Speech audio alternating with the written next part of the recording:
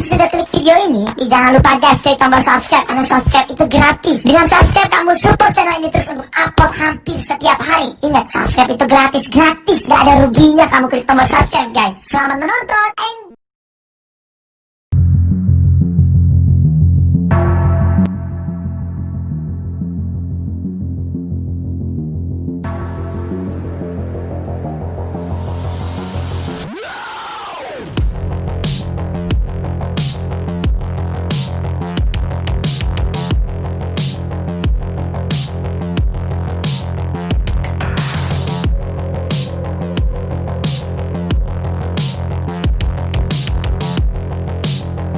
Selamat datang di saluran Gang Klenyet. Sekarang ini marak akan nikah siri atau perebut lelaki atau sebaliknya. Walaupun masih ada ikatan pernikahan, mereka berasumsi bahwa hubungan mereka akan aman dan tidak akan terbukti karena dilakukan secara sembunyi-sembunyi. Pasangan pelakor atau sebaliknya bisa dijerat dengan bukti adanya akad berupa bukti melalui media atau medsos dengan diiringi oleh perjanjian transaksi elektronik, dapat dijerat dengan pasal KUHP maupun pasal KUU Perdata. Berikut pasal KUHP yang kuat didakwakan ke mereka. Pasal 279 KUHP ayat 1 diancam dengan penjara paling lama 5 tahun. Sub 1.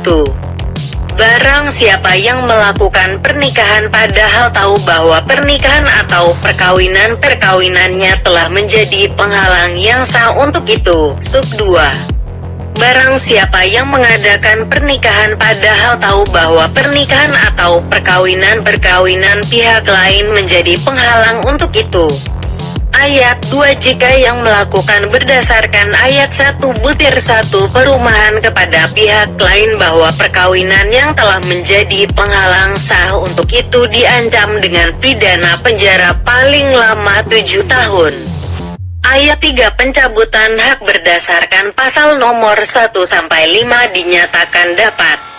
Yang dimaksud ayat ketiga adalah pasal 1-5 pernyataan bahwa yang berada di wilayah hukum Indonesia. Jika berada di luar negeri, salah satunya pasal 279 KUHP tidak dapat digunakan. Bisa ditambahkan pasal berlapis lain untuk memberatkan. Pasal 284 KUHP ayat 1 diancam dengan penjara lama 9 bulan. Sub 1a. Seorang pria yang telah kawin yang melakukan mukah overspell yang tidak diketahui bahwa pasal 27 BW yang tidak diketahui. Sub 1b. Seorang wanita yang telah kawin yang melakukan mukah. Sub 2a. Seorang pria yang turut serta melakukan perbuatan itu padahal diketahuinya bahwa yang turut memberi penghargaan telah kawin. Sub 2b. Seorang wanita yang telah kawin yang turut serta melakukan perbuatan itu padahal tidak diketahui olehnya bahwa yang turut memberikan kontribusi telah kawin. Dan pasal 27b ayat 2 tidak dilakukan penuntutan melainkan atas pengaduan pasangan istri yang tercemar dan bila mana bagi mereka bersama. Pasal 27 BW dalam tenggang waktu 3 bulan diikuti dengan permintaan bercerai atau pindah meja atau ranjang karena alasan itu juga. Ayat 3. Ada pengaduan ini tidak sesuai pasal 72, pasal 73, pasal 75 KUHP. Ayat 4. Pengaduan dapat ditarik kembali selama pemeriksaan dalam sidang pengadilan belum dimulai. Ayat 5. Jika bagi pasangan bersedia. Pasal 27 BW. Pengaduan tidak diindahkan selama perkawinan belum diputuskan karena perceraian atau sebelum putusan yang menyatakan pisah meja atau ranjang menjadi tetap. Dengan ketentuan di pasal 27 BW sesuai hukum Indonesia bahwa pernikahan secara resmi hanya dilakukan satu orang pria dan satu orang wanita. Tidak dapat diterima jika yang digugat atau diadukan. Keadaan pasal 72, 73, 75 berada di bawah 16 tahun, keadaan meninggal dan pencabutan atas aduan atau gugatan. Jika berhasil maka putusan gugatan dimenangkan bisa diajukan ke Pengadilan Lebih Hukum Mahkamah Konstitusional. Dan jika sudah disahkan dapat digunakan secara perdata kepada penggugat agar lebih kuat dalam proses hukum muang paksa.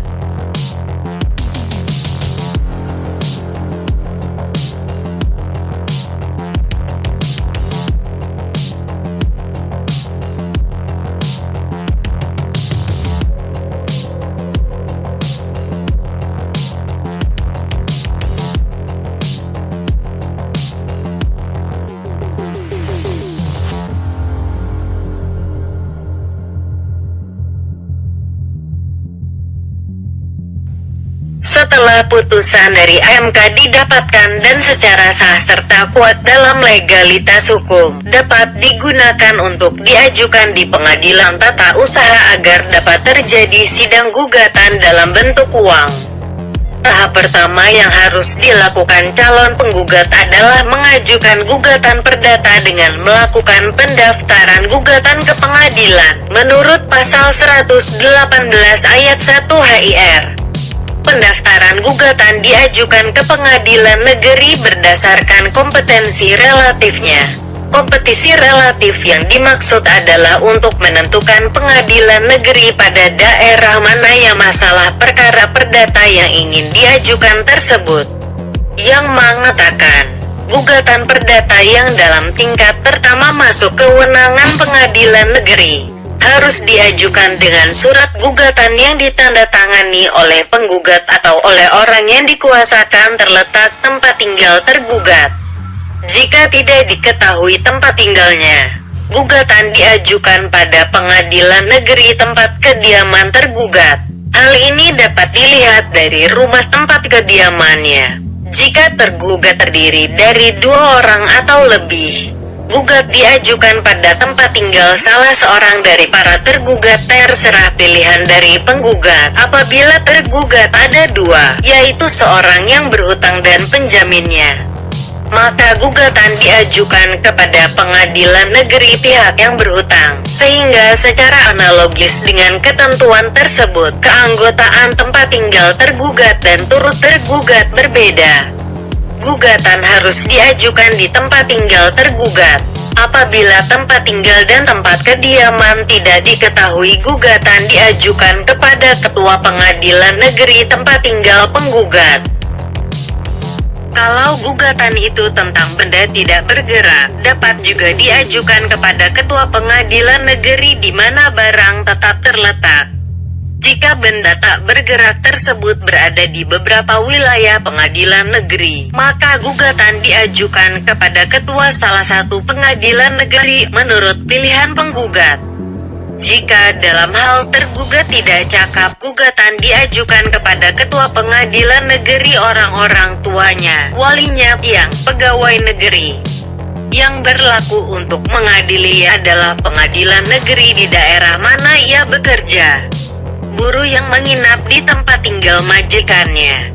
Yang soal mengadili adalah pengadilan negeri tempat tinggal majikannya. Jika gugatan perdata dimenangkan, kita dapat melakukan hak sita barang sesuai dengan nilai yang dimenangkan. Kesimpulannya adalah, pelakor atau sebaliknya dapat kita gugat secara sah di daerah hukum Indonesia dan masih keadaan menikah secara hukum belum terjadi perceraian, dan kita dapat menggugat dengan KUHP di pasal 279 dan 284. Ketika keputusan bisa dikuatkan dengan diajukan secara sah di Mahkamah Konstitusional kemudian diajukan secara perdata. Dan jika menang dapat diajukan sita barang sesuai nilai dimenangkan terhadap tergugat maupun walinya.